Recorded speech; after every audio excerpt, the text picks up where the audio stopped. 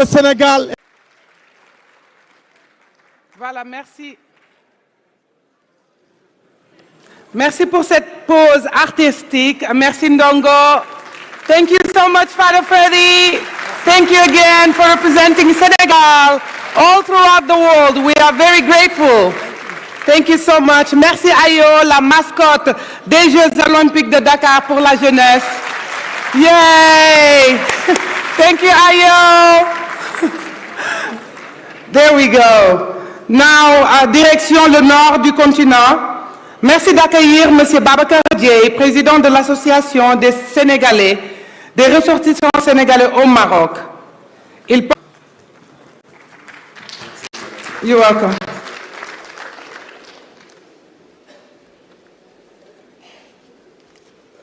Assalamu alaikum wa rahmatullah. Excellence, Monsieur le Président de la République, Honorable Monsieur le Président de l'Assemblée nationale, Excellence, Monsieur le Premier ministre, Mesdames et Messieurs les ministres, mention spéciale à Monsieur Cheikh Niang et à notre secrétaire d'État, Monsieur Amadou Chérif Diouf. Honorables députés, particulièrement les députés de la diaspora, Mesdames et Messieurs les membres du corps diplomatique accrédité au Sénégal, honorables invités, Mesdames et Messieurs, en vos rangs, qualité et grade, tout protocole respecté, Assalamu alaikum wa rahmatullah.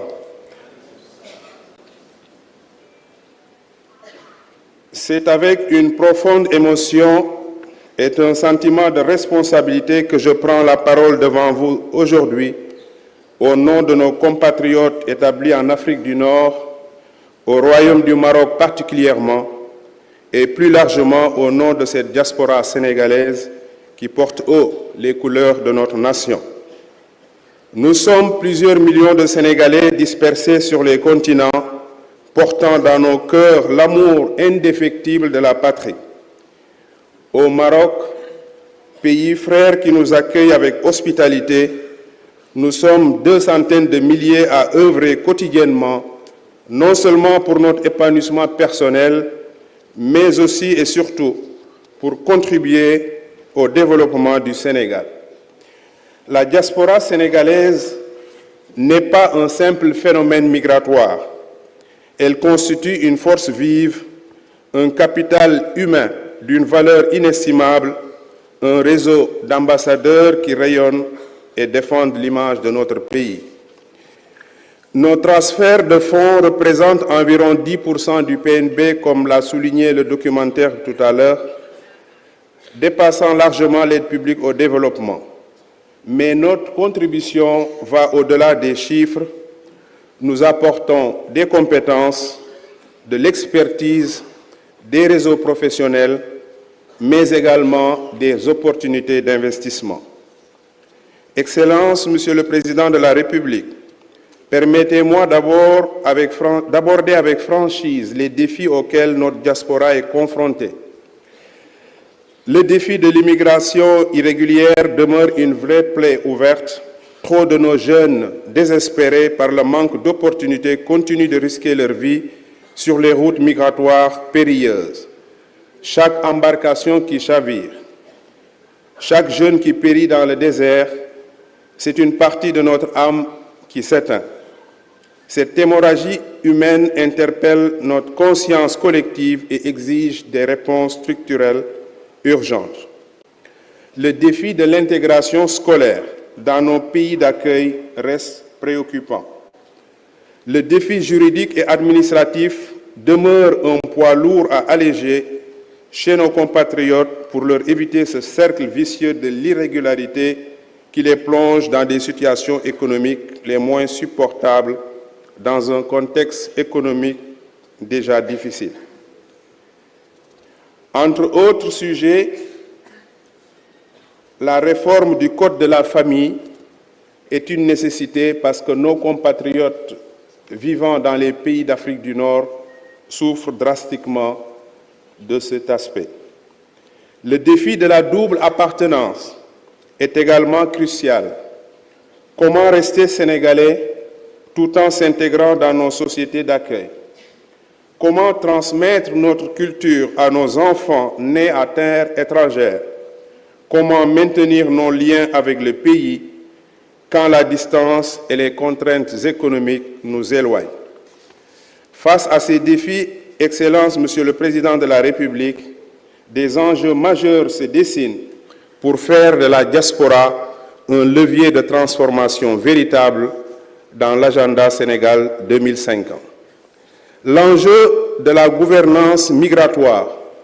Nous avons besoin d'une politique migratoire cohérente, concertée avec la diaspora, qui protège nos ressortissants et facilite leur mobilité. Les accords bilatéraux avec nos pays d'accueil doivent garantir nos droits et notre dignité. Le Maroc, avec qui nous partageons des liens historiques et fraternels profonds, pourrait être un partenaire privilégié dans cette dynamique.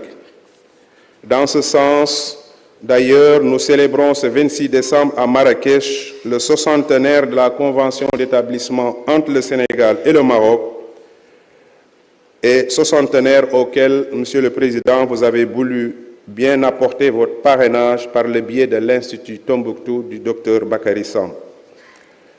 L'enjeu du développement économique. Nous sommes prêts à investir au Sénégal, mais nous avons besoin d'un environnement favorable, une sécurité juridique, une simplification administrative, un accompagnement technique, mais aussi des infrastructures fiables.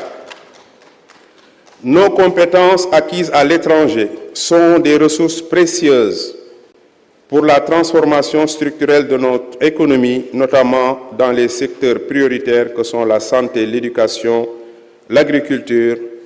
Je pense à notre frère Tchonnia et des nouvelles technologies. L'enjeu de la préservation du capital humain.